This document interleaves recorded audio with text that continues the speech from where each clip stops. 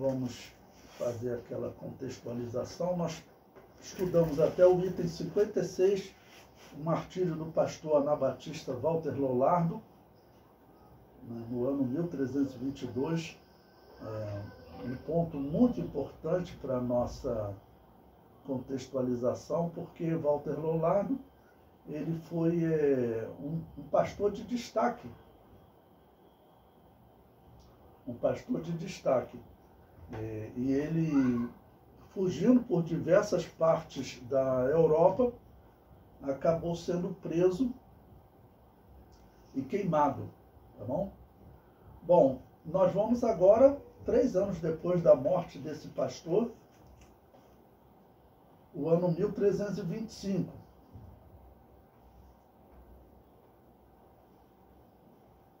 Perseguição aos anabatistas da Bórnia. Bom, o ano 1325, o que está acontecendo no mundo para vocês poderem entender? Lembre-se que nós falamos do Papa Clemente V, tá bom? Que foi um Papa que o imperador da França, Filipe IV, ele colocou ele como Papa, porque ele teve muitos problemas com o outro Papa, Gregório VIII, e o Gregório VIII morreu, então ele passou e conseguiu colocar esse Clemente V e levou o papado lá para a França. Nesse período, o papado não está nem na Itália. Esse período que nós estamos estudando, isso foi no ano 1309, ele vai até o ano 1377. São quase 70 anos, tanto que ele é chamado de cativeiro babilônio da igreja. Eu chamo de cativeiro babilônio da igreja católica. Eu chamo de cativeiro babilônio da igreja católica.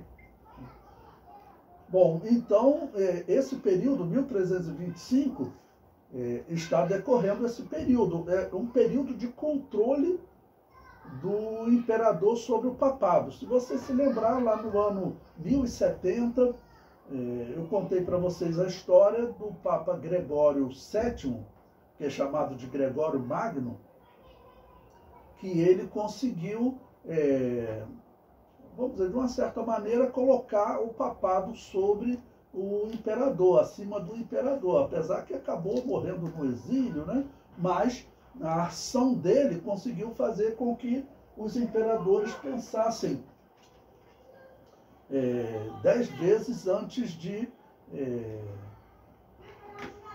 tentar dominar o papado, porque ele excomungou o imperador. Então, de uma certa maneira, o imperador foi para o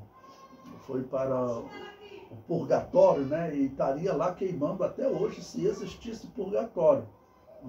E esse Papa Clemente V, uma das primeiras coisas que ele fez, quando o imperador colocou ele como Papa, foi ele, vamos dizer, tirar as exclusões que haviam para o avô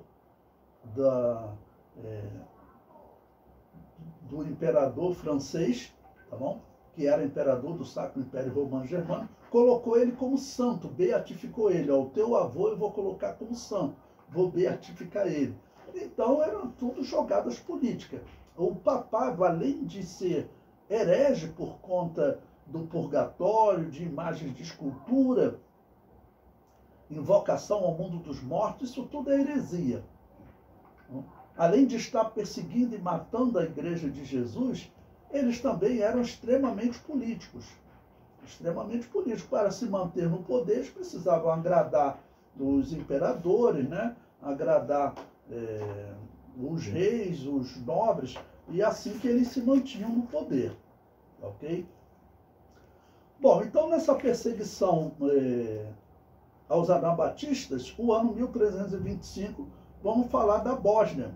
Bom, eu falei com vocês da Bósnia cerca de 100 anos antes, mais precisamente 126 anos, e contei que há 126 anos teve um rei da Bósnia que ele aceitou Jesus como Salvador numa igreja anabatista. Ele se tornou anabatista, a rainha também. Diz que houve um grande avivamento no país, e aí você lembra o que o Papa fez, né? o Papa começou a pressionar eles para que ele retornasse à Igreja Católica, e a pressão era ameaça. Olha, nós vamos invadir o país. Ele teve que voltar para o catolicismo e se comprometeu a perseguir os anabatistas. Agora, 126 anos depois, veja o que está acontecendo. Então, página 88, o item 57 do material didático, perseguição aos anabatistas da Bósnia.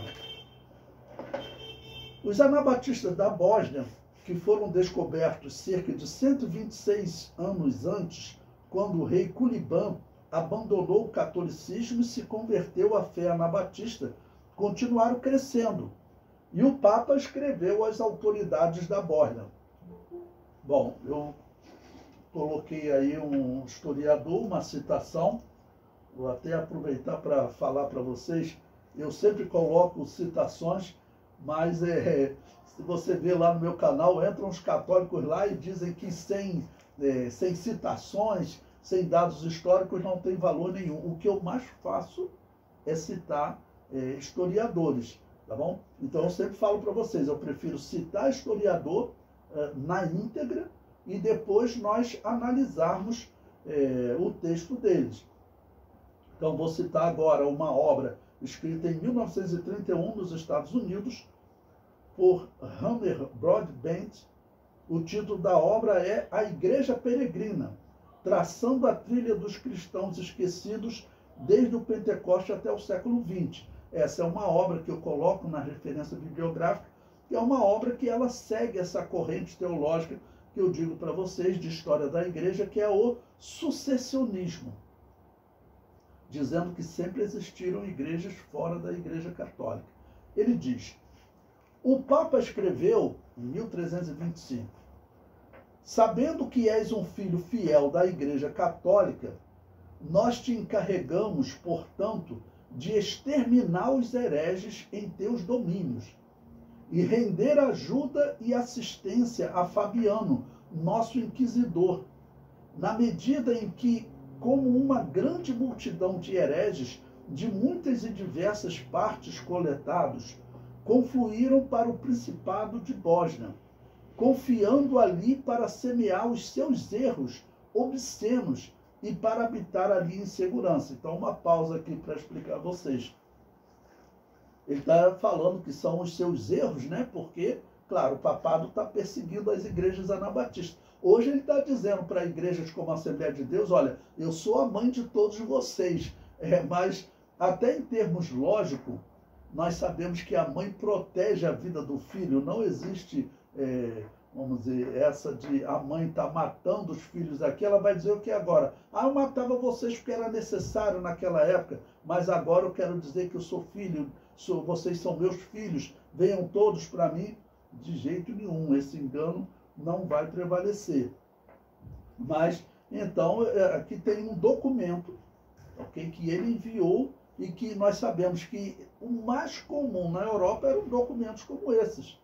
O Papa, como eu disse, 126 anos, ele mandou o documento até ameaçando o rei da Bósnia. Agora, um novo documento. Ele diz, prossegue: esses homens, imbuídos da astúcia do velho demônio e armados com o veneno de sua falsa corromper as mentes dos católicos por meio de demonstrações exteriores de simplicidade e assunção mentirosa do nome de cristão.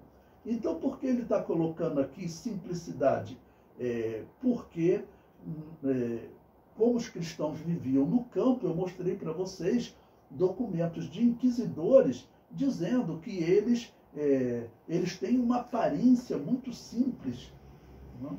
São pessoas simples, como nós conhecemos os cristãos. Os cristãos, eles são realmente, vamos dizer, têm como característica a simplicidade, a humildade. Então, o Papa está escrevendo com que finalidade? Está escrevendo com a finalidade de deles não acreditarem nessa mensagem. Irmãos, não acreditarem nessa mensagem. E prossegue, ainda na página 88. Sua fala rasteja como um caranguejo, e eles se arrastam com humildade, mas em segredo matam. E são lobos vestidos de ovelhas, cobrindo sua fúria bestial como um meio pelo qual eles podem enganar as simples ovelhas de Cristo. É claro que é mentira, hoje a história comprova, os anabatistas, eles não pegavam em armas nem para se defender, mas o Papa ele precisa justificar diante dos reis por que ele está matando esses cristãos, né?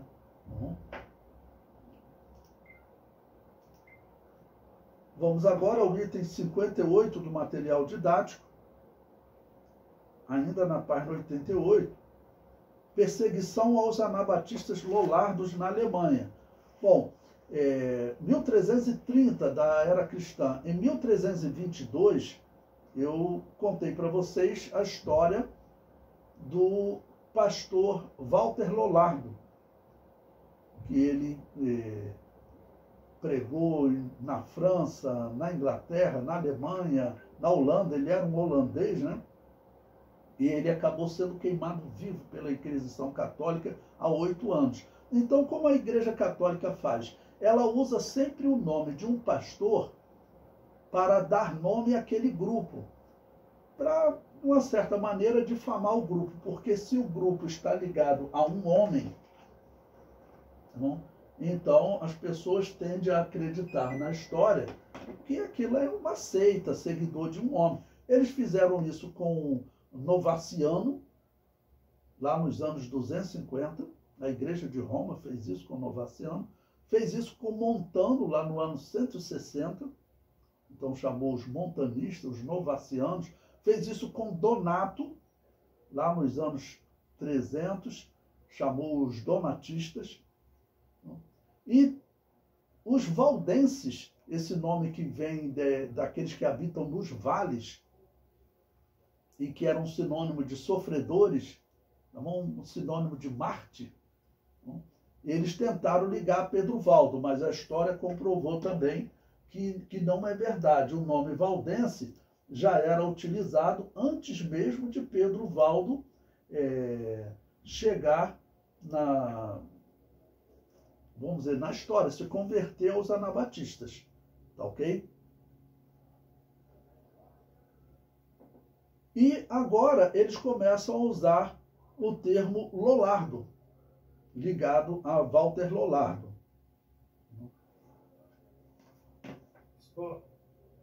Sim, irmão Roberto. O irmão não mandou para mim o meu e-mail, eu não posso acompanhar. Só um minuto.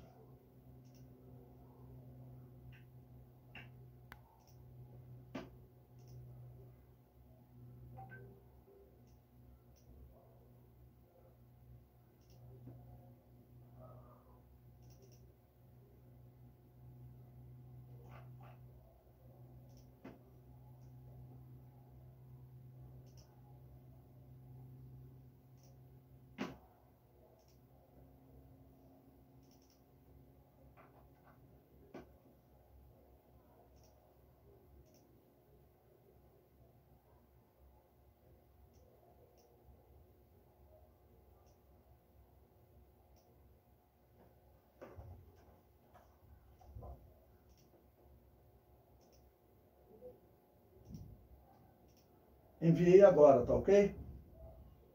Ok. Obrigado, desculpa. Pois bem, então prosseguindo, o item 58.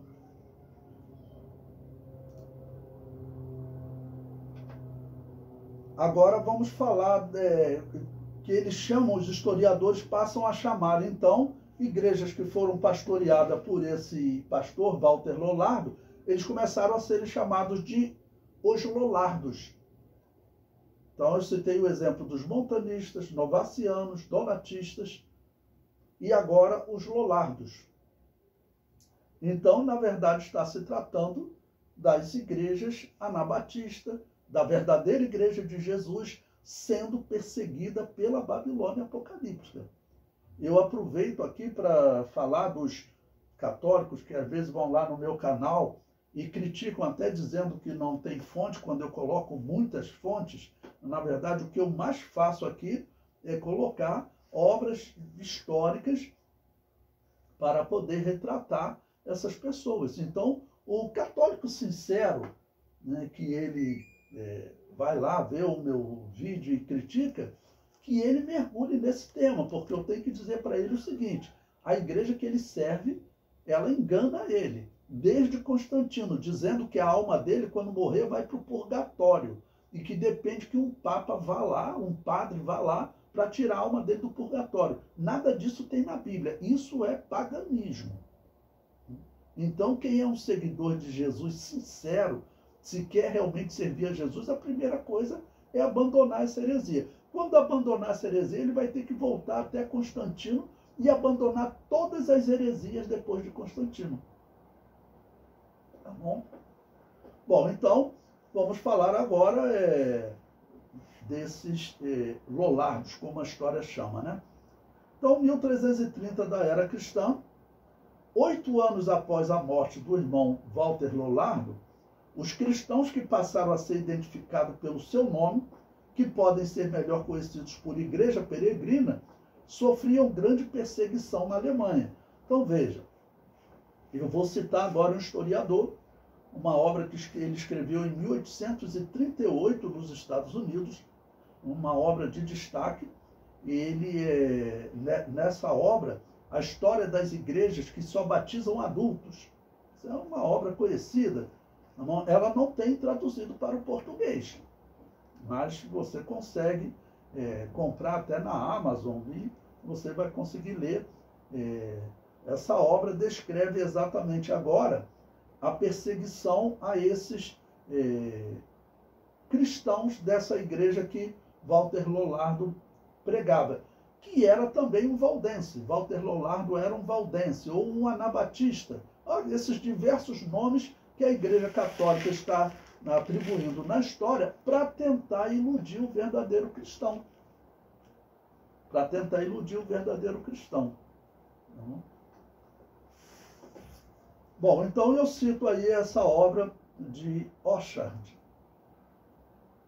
que ele diz o seguinte: por volta de 1330, os Lollardos estavam sob grande perseguição e oprimidos em várias partes da Alemanha, por um inquisidor chamado Eachard, um monge jacobino.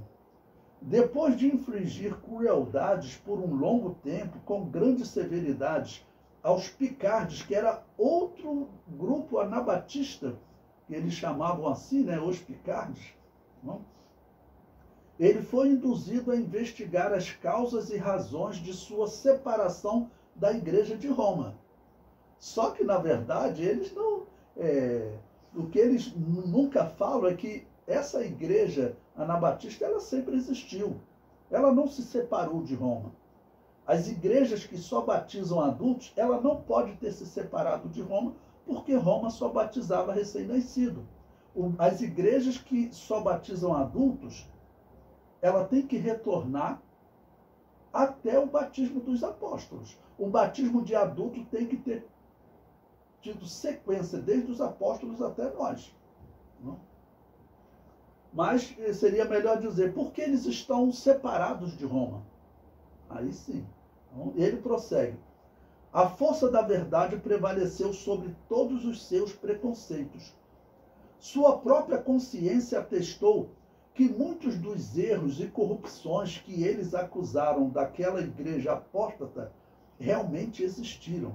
Ou seja, ele está dizendo o seguinte, eu mostrei para vocês texto, o próprio Walter Lollardo dizia, né, olha, essa igreja é apóstata, a igreja católica, né? Nós não queremos comunhão com ela. Essas imagens de escultura, tudo. E você veja o período que isso está acontecendo, 1330.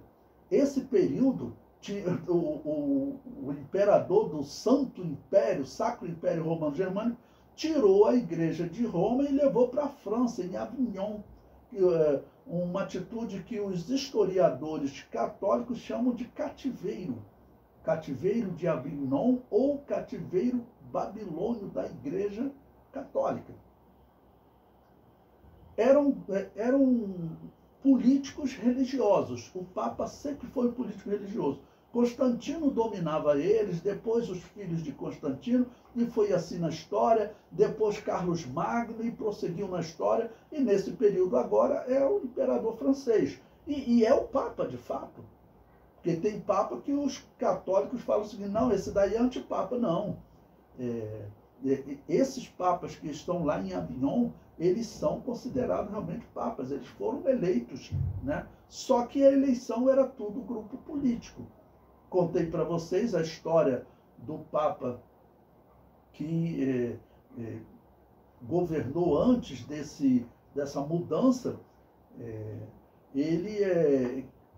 Claramente ele foi acusado de simonia, ou seja, de venda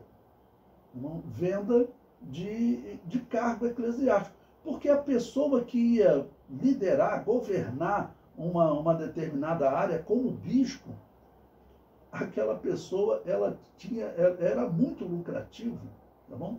Foi Bonifácio VIII, né? Ele desafiou o imperador francês, o imperador do Sacro Império Romano Germânico. E nesse desafio, o que o imperador fez com ele? Uma coisa horrível. Prendeu ele, torturou, deu uma surra de 3 dias nele que ele acabou morrendo. E por que o imperador também fez isso? O homem, todo o tempo que ele era bispo, vivia de comprar cargos de favores com o imperador. Quando ele chegou ao papado, ele falou, não, agora sou eu que mando. O imperador tomou essa atitude horrível contra ele. Não? Então, realmente, aquela igreja era apóstata. E é apóstata até hoje. Esse negócio de fazer invocação ao mundo dos mortos, essa é a religião de Baal. Eu considero inacreditável que tenha gente sendo enganado com isso. Bom, eu pelo menos fico feliz que, pelo menos as igrejas que eu tenho ido pregar no Rio de Janeiro, Minas Gerais e outros locais que eu vou palestrar, quando eu falo isso, eles falam assim, é mesmo, eu nunca vou em cemitério para fazer invocação ao mundo dos mortos, para tirar ninguém de purgatório, isso é paganismo. Ou seja, as pessoas despertam logo. Só que, irmãos, tem outras pessoas, como presbiterianos, metodistas, eles estão fazendo aliança com o Papa. E chega para o Augusto Nicodemos e fala, vocês estão fazendo aliança com uma igreja que vocês dizem que pratica paganismo e que é a mãe de vocês. Vocês dizem que a mãe de vocês pratica paganismo desde Constantino. O que ele vai responder? Ele vai enrolar, não vai confessar, porque ele está extremamente comprometido com essa heresia. Mas isso que eu estou falando para vocês, o cristão de verdade ouve isso e ele quer distância dessa prática. Porque a Bíblia condena, a Bíblia chama de abominação. E sem contar as corrupções políticas que estão acontecendo nesse momento. Era comum, assim como você sabe que nós estamos no ano 1330, nós quase 200 anos à frente, lá em 1517, 1519, até 1521, quando ele é cortado da Igreja Católica, Lutero criticava a venda de perdão. A venda de perdão, nesse período, não era nem criticada, ela era normal. E a venda de cargos eclesiásticos também. Então, além de hereges, eram corruptos mesmo. Eram corruptos. Eu mostrei para vocês reis da Europa, reis católicos, que eles chegaram a ter encontro com muçulmanos e eles dizer, poxa, vocês são felizes de não ter um líder religioso como um papa governando sobre vocês, porque nós sofremos com esses papas. Bom, o comentário prossegue. E encontrando-se incapaz de refutar os artigos de sua fé pela palavra de Deus, ele confessou que a verdade o havia vencido. Deu glória a Deus e entrou na comunhão das igrejas valdenses, que ele estava empenhado em perseguir até a morte. Olha, não é o primeiro inquisidor que eu conto a história para vocês, que ele se converte. Porque, por ordem do Papa, e algo que já vinha acontecendo, lembre-se, desde 411, quando Agostinho de Hipona deu início à chamada teoria da guerra justa.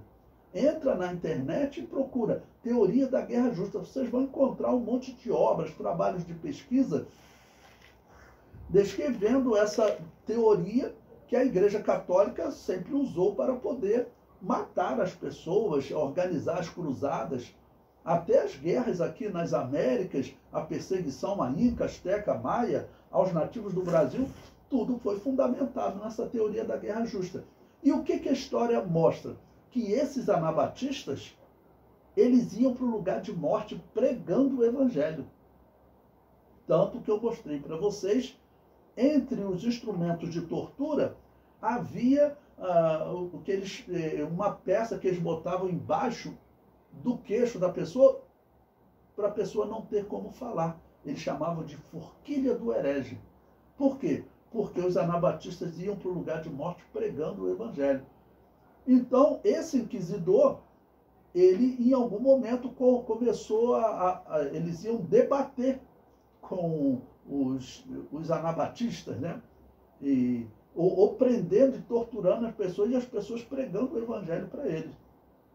O que ele fez? Ele se converteu. Isso aqui é uma obra histórica respeitada, escrita em 1838. Até hoje é muito usada nos Estados Unidos. Todas as igrejas que não batizam recém-nascido, normalmente chamada, ou igreja, muitas mantiveram o nome batistas, mas usam muitos outros nomes, Igreja de Deus, Igreja de Jesus Cristo, lá nos Estados Unidos. Aqui no Brasil, Assembleia de Deus, Igreja Batista Independente, todas essas igrejas utilizam esse livro de Orchard, é um dos livros mais utilizados em história das igrejas que não batizam recém-nascido. E aí você vê que é, sim, uma obra respeitada. Você pode pesquisar a história dela. Na verdade, é que quando nós vamos para a história, a história que os católicos e protestantes e reformados contam, essa história não tem chance de ser verdadeira. Não tem chance de ser verdadeira. Discípulo de Jesus jamais faria o que eles fizeram na história. Discípulo de Jesus não participa de invocação ao mundo dos mortos, porque a Bíblia é clara em condenar essa prática. E essa igreja de Roma fazia isso. E ela perseguia a igreja verdadeira, dizendo que tinha que matar essa igreja, porque ela era muito perigosa. No tópico anterior, nós vimos um documento do Papa dizendo que essas igrejas matam.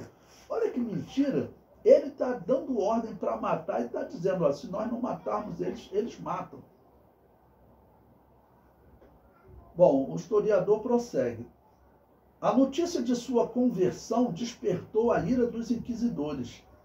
Emissários foram enviados em sua perseguição. Ele foi finalmente preso e levado para Heidelberg, onde foi entregue às chamas. Então, são histórias que você, vamos dizer, não tem como a Igreja Católica negar. Estão citando aqui documentos históricos respeitados que foram escritos e são usados até os dias atuais. São usados até os dias atuais.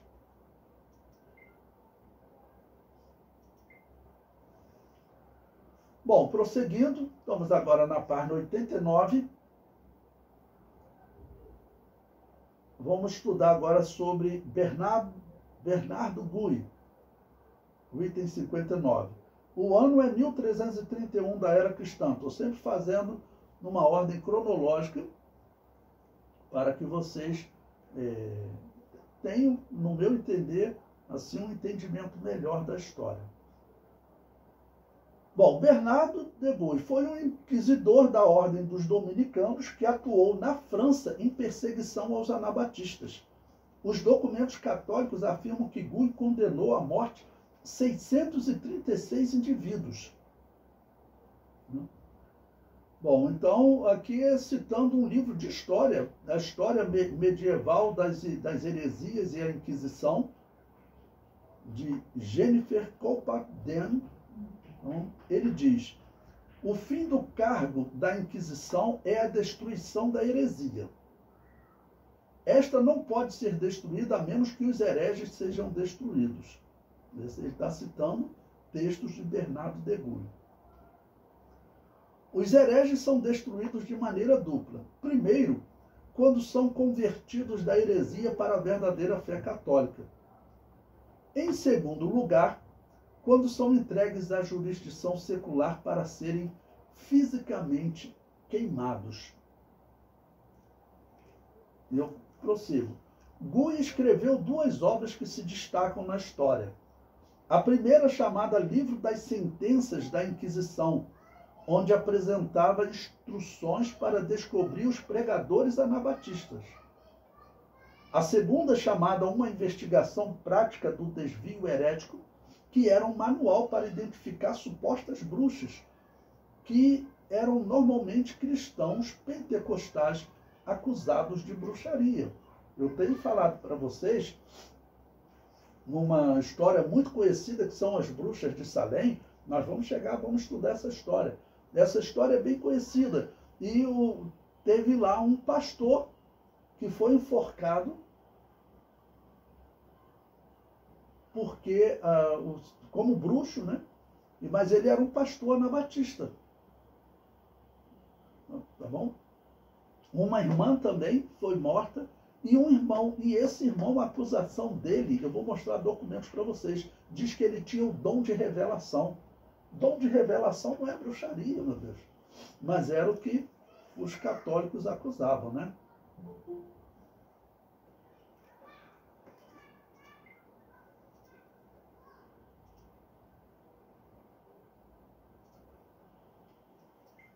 Bom, prosseguindo, vamos agora ao item 60, o martírio do pastor anabatista Martin Past. Olha, 1332. Você vê que nesses 10 últimos anos, desde Walter Lollardo, que foi queimado vivo em 1322, e nós vimos aí diversos casos. Só esse Bernardo de Guy, né, queimou ali 636 pessoas. E muitas outras execuções. Na Alemanha também, os seguidores de Walter Lollardo, né, ou seja, os membros daquela igreja, eles foram perseguidos implacavelmente. Bom, agora vamos ver a história de mais um pastor anabatista sendo morto. Bom, quem é que conta essa história? O historiador é Monastier, que foi um homem que viveu lá em 1846, ele escreveu essa obra em 1846, um francês, que ele resolveu contar a história das igrejas que não batizavam recém-nascidos na França. Então, esse livro, um livro de 454 páginas, o título dele, História das Igrejas do Vale de Piemonte. Ele diz: as igrejas de origem valdense estão em ruínas no sul da França e prestes a se dissolver onde quer que emissários de Roma tiveram livre acesso. Eles perseguiam esses defensores da fé evangélica até as extremidades das montanhas, no seio dos quais uma parte considerável deles estava, por assim dizer, entrincheirados. Olha, esses vales, eu tenho mostrado para vocês, essas igrejas são encontradas lá desde os anos 600. Já são cerca de 700 anos em que essas igrejas estão escondidas lá, porque elas eram proibidas de funcionar desde os anos 411. Isso são documentos. Você vai lá nas obras de Agostinho de Hipona, você encontra a teoria da guerra justa. Eu mostrei para vocês documentos, tá bom? E nessa perseguição, Agostinho de Hipona disse que poderia usar até a tortura, e se fizesse a pessoa confessar a fé católica, podia até matar ela depois, porque assim ela estava salva, porque ela confessou a fé católica. Vocês acham que isso é cristianismo? Não tem chance de ser cristianismo, não tem chance. Era algo que não era nem para ser discutido. Bom, o historiador prossegue. Eles ocupam a meio caminho entre Turim e Grenoble, as duas declividades dos Alpes que se inclinam para o leste e oeste dos picos nevados das montanhas Genevre e Iso. Então ele vai citando o nome daquelas regiões onde, nesse período, a Igreja Católica está perseguindo. Suas humildes moradias, erguidas nas encostas das montanhas, em grupos ou espalhadas, chegou ao fundo dos vales. A oeste, entre as florestas dos Altos Alpes de Dauphiné e Provença, e os vales mais elevados e recuados eram habitados inteiramente, ou pelo menos em grande parte, pelos valdenses. Na diocese de Embrun, em particular, não havia um vale sem alguma de suas igrejas. Mas as mais notáveis foram a Alta Vale de Durance e os vales adjacentes de Angetille, Eraicine e Loice ou Putte. A leste, todos os vales que descem dos Altos Alpes até a planície em direção a Pinerolo e Saluso, aqueles que são regados pelo Clussone e pelo Germanasca, o Pelice e o Grana, afluentes do Pó, e pelo próprio Pó, ou seja, o Vale de Pragela, o Vale de São Martino, o Vale de Angrogna, o Vale de Lucema, a do Pó e de Bagnolo, e etc. Foram então e tinham sido por séculos a pátria terrena dos fiéis valdenses do Piemonte. Veja, eu citei aqui até os nomes que ele fala, que ele diz realmente que eram muitas igrejas. E nós sabemos, irmãos, a fé verdadeira, ela nunca morreu. Porque o que os protestantes querem ensinar para você, o que Lutero e Calvino querem ensinar para você, é que teve um período que a Igreja de Jesus teve praticando paganismo. É isso que Calvino fala.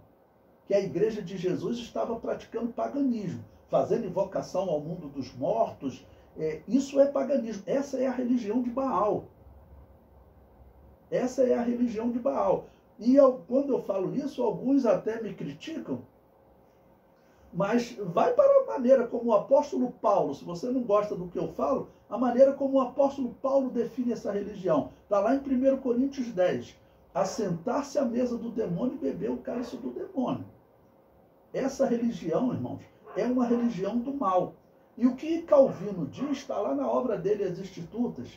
O que Calvino diz é que a Igreja de Jesus estava praticando essa religião do mal. Desde Constantino até Calvino, que teria tirado o paganismo da Igreja. Você vai acreditar numa história dessa? De Constantino até Calvino são cerca de 1.300 anos. É muita coisa. A Igreja nasceu no ano 29 da era cristã, o ano da morte de Jesus, é o ano mais provável. Agora, em 2029, vai fazer 2.000 anos de existência da Igreja. Segundo Calvino, durante 1.300 anos a Igreja esteve praticando paganismo, que é o tempo de Constantino até Calvino, em números redondos. E só 700 anos a Igreja esteve servindo Jesus. Por favor, eu acho que tem que ser, a pessoa tem que chegar a um nível de tolice, não é só cegueira espiritual. Porque a história comprova a grande quantidade de cristãos que haviam nesse período. Bom, o mesmo historiador prossegue. O Papa João XXII, esse Papa João XXII, por exemplo, não dá para contar a história de todos os papas, mas pesquisa sobre esse homem. Ele foi deposto pelo imperador. Esse homem tentou organizar rebeliões contra o imperador. Era um político. Eles eram obrigados a estar lá na França e estava tentando se livrar através de rebeliões, organizando cruzadas pela Europa, guerras, não? E ele tentou se revoltar. Bom, esse João XXII, ele foi Papa de 1316 a 1334. Desejoso de prosseguir a obra iniciada por Inocêncio III, lembre-se, Inocêncio III, eu contei a história dele para vocês. Ele é considerado um dos piores homens da história. Ele foi o homem que, vamos dizer, mais perseguiu os anabatistas. Os historiadores, se vocês perseguirem, colocam ele abaixo no sentido de inferior a, tá bom? Abaixo de Adolf Hitler, Mussolini, Lenin, Stalin, Mao Tse-tung. Esse foi um dos piores matadores da história. Ele, podemos dizer que foi o homem que realmente organizou a Inquisição, né, que deu força à Inquisição. Não dá para computar a quantidade de anabatistas que foram mortos por causa desse homem, que estão sendo mortos até agora. Tá bom? Então, a obra iniciada por Inocêncio III, esse historiador está falando, a grande obra de perseguição. Diz, e para fazê-lo sistematicamente, ordenou Jean de Bades, inquisidor de Marsella, para unir seus esforços com o de Alberto de Castela, que residia no Piemonte, ou seja, aquela região lá tem ainda muito cristão. Tem muito anabatista, como eles chamavam, muito herege, né? E diz, em sua bula datada no ano 1332, este Papa dirigiu a atenção do seu legado para os valdenses dos vales de Lucena, na Suíça, e Perosa, na Itália. E lembre-se que eu falei para vocês, esses vales, eles são tão longos, eles pegam 4 países. A região montanhosa, que fica ao norte da Itália, ao sul da França, né? Suíça e Hungria. Agora, mas, então agora ele está fazendo esse ataque aqui a um grande vale na Suíça e na Itália. Ele reclamou do aumento desses hereges de suas reuniões frequentes em forma de capítulos. Provavelmente por este termo ele quis dizer seus sínodos, nos quais até 5 centenas de pessoas estavam frequentemente presentes. Ou seja, ele fala aí de 500 pessoas participando de uma igreja. Ele os acusou de tendo matado o reitor Guilherme depois da missa, num lugar que eles chamam de vila, e de ter se levantado contra o inquisidor de Castellaccio, quando estava prestes a exercer seu cargo.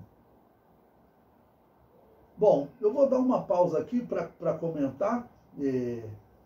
Assim, não é impossível que algum irmão tenha se desviado, né, e acabar agindo, porque você também... eu lembro, certa vez eu estava falando para o irmão falou assim, mas pastor, se vier matar meu filho e minha mulher, eu não devo agir?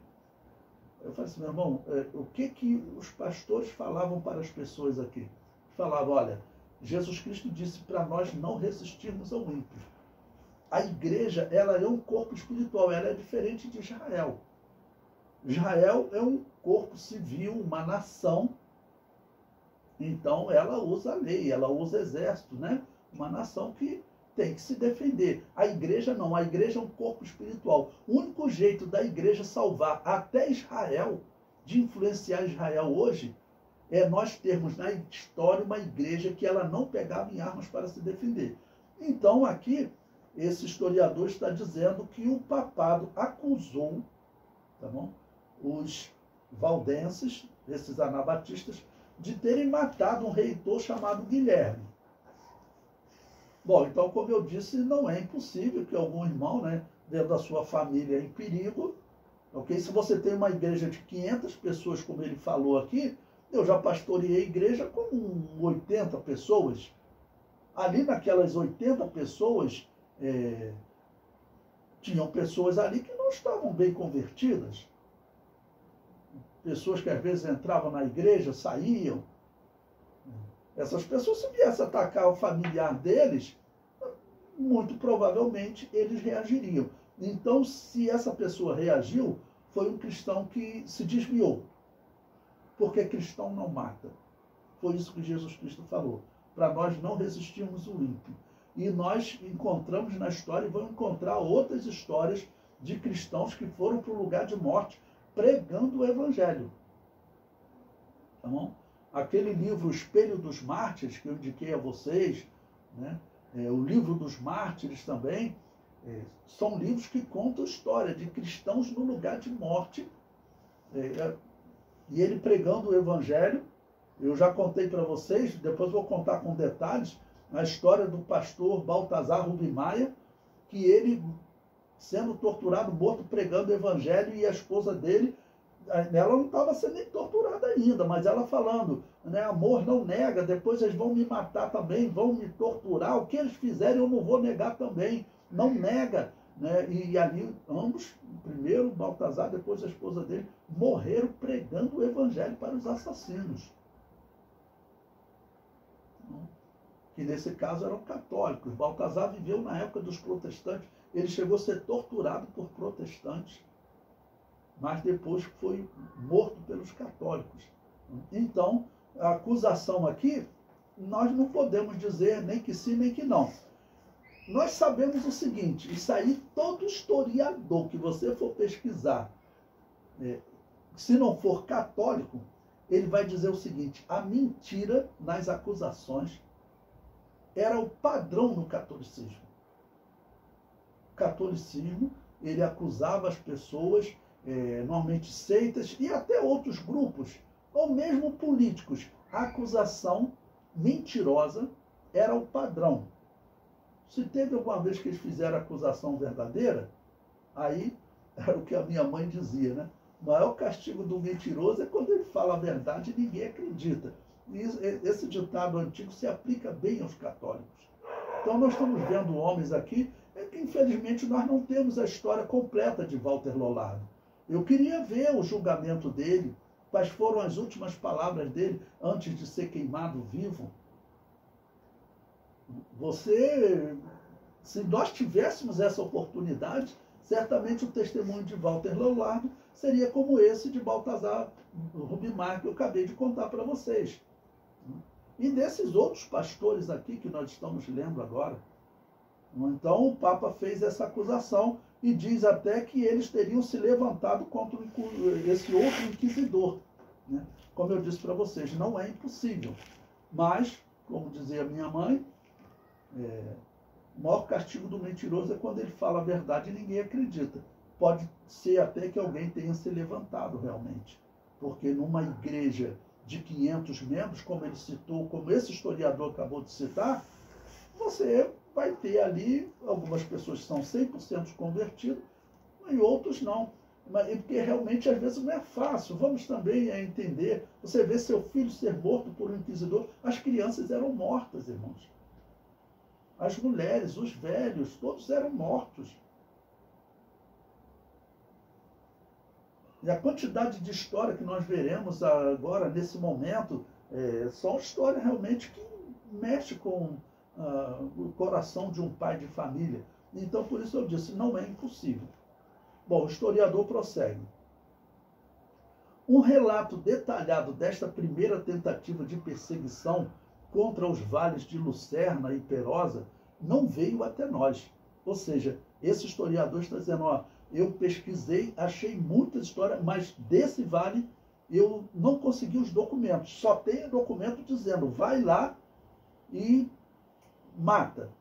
Agora, eu não tenho relato de quantos morreram, como ele falou aqui do caso anterior, que nós acabamos de estudar, do historiador, do inquisidor Bernardo Gui, que ele teve documento de 636 indivíduos mortos. Por que disso, irmãos? Porque eles entregavam para o Estado matar. Se você chegar para um historiador católico, cara de pau, ele vai dizer, não, nós nunca matamos ninguém. Era o Estado que matava, eram os reis, os príncipes. Mas quem é que prendia e dizia para o rei, tem que matar, como nós estamos vendo documentos? Era a autoridade católica. Tá bom? E por que nós não achamos muitos documentos? Porque nós sabemos, na história também é provado, muitas ordens dos católicos dizendo, olha, destrói os documentos antigos. Porque eles tinham que fazer documento, era um cidadão que pagava imposto. O rei vai perder algum trabalhador. Por isso eu estou mostrando para vocês reis que não queriam perseguir. Mostrei vários, mas que eram obrigados. Então, para poder justificar, tinha que fazer, olha, está matando. E aí, esses documentos, com o tempo, a Igreja Católica foi destruindo. Hoje, os católicos reconhecem só 18 mil mortes. 18 mil mortes. Mas nós sabemos que isso aí, provavelmente, irmão, não chega a 1%. Essas mortes vinham desde Agostinho de Hipona, no ano 411. Desde o ano 411 que as igrejas eram proibidas de funcionar. Então, só 18 mil? O comentário prossegue. Um relato detalhado desta primeira tentativa de perseguição contra os vales de Lucerna e Perosa não veio até nós. Sabemos que esta expedição realmente ocorreu.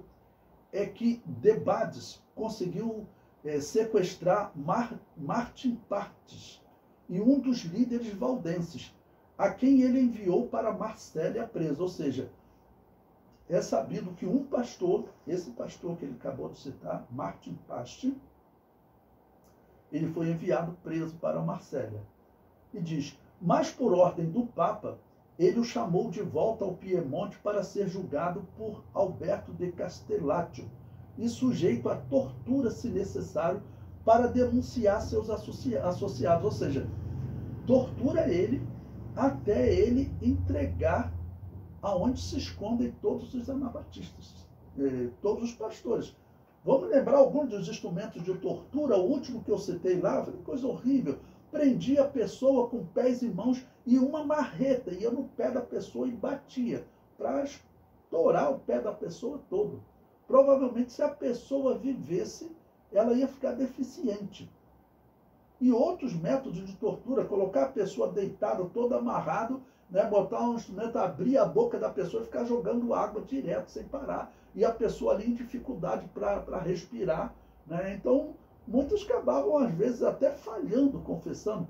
Baltazar Rubinstein, nós vamos ver a história dele. Foi uma semana de tortura pelos protestantes. Ele acabou errando e negando a fé, dizendo que nunca mais pregaria contra o batismo de recém-nascido. Mas depois se recuperou, né, e tem uma frase clássica que ele diz, eu posso ter sido um covarde por ter negado a fé diante da tortura. Uma semana de tortura. Eu não chamo nem de covarde. Mas ele disse, eu posso ter sido um covarde, mas eu não posso ser herege. Voltou a pregar contra o batismo de recém-nascido, acabou sendo morto. Tá bom? Bom, então ele preso para entregar aos seus associados, né? E o comentário prossegue. Toda a região dos Alpes, onde os cristãos se escondiam, cobre 4 países da Europa, França, Itália, Suíça e Áustria, ocupando um território de extensão de aproximadamente 1.500 quilômetros, uma distância equivalente do Rio de Janeiro a Salvador, na Bahia. Então você vê, em toda essa região, foi uma região que ficou como refúgio dos cristãos, de um e do outro lado do vale. Você pode chegar, tá bom, no Google, ok? E pesquisar os vales de Piemonte, ou você pesquisar Itália, e você vai no Google, você vai ver o norte da Itália, naquela região até que tem muitos vales, e também o sul da França, Suíça e Áustria. Esses 4 países, é uma região muito grande. E os cristãos estavam vivendo escondidos lá. O que eles fazem agora? Eles estão atacando, em especial, essa região. Aqui, irmãos, eu não tenho dúvida de falar para vocês, e também para os católicos, que às vezes vão lá no meu canal. Se vocês forem lá no meu canal, eles fazem comentário até criticando as fontes. Isso aqui são fontes, isso aqui é uma obra de 1846, escrita na França, um historiador francês, que ele pegou documentos franceses para contar a história desses anabatistas que viviam na França. Não? Então, quem for sincero realmente no coração, vai abandonar essa heresia. Até por conta, vamos aproveitar e falar um pouquinho de como que escatologia, apocalipse, o momento que nós estamos vivendo, né? O Papa que acabou de falecer, o Papa católico, né? Um católico sincero, ele tem que rever essa religiosidade. Por quê? O Papa falou que o ateu vai para o céu. Ou seja, você ir para o céu, você não precisa nem acreditar em Deus. Esse mesmo Papa Francisco vai lá no site católico Rainha Maria. O site reclama que ele participou de culto dedicado a demônio asteca. E entre outras coisas que ele fez. Nós estamos vivendo um período profético.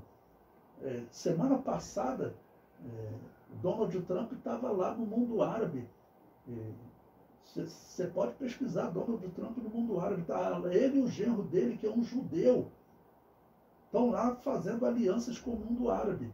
Ele acabou de fazer agora uma aliança com a Síria, que era um grande inimigo de Israel, que era aliada, né, da Rússia, e ele trouxe a Síria para o lado dele. Essas alianças de paz, né, a humanidade dizer que a humanidade tem que despertar, ela não vai despertar. Segundo a profecia, a humanidade vai ser enganada, enganada, até entrar na grande tribulação, sofrer, sofrer, sofrer. Mas a missão da igreja, enquanto a igreja estiver aqui na Terra, é exatamente alertar, despertar essas pessoas, porque o momento que nós estamos vivendo é profético. E tudo que nós estamos vendo aí, que eu estou mostrando para vocês, é que essa igreja de Roma, ela não é a igreja de Jesus. Ela é, com certeza, a Babilônia apocalíptica embriagada com o sangue dos santos. Quando o Apocalipse diz que ela estava embriagada com o sangue dos santos, Deus revelou a João exatamente esses acontecimentos que eu estou mostrando para vocês, de perseguição incessante da igreja de Roma.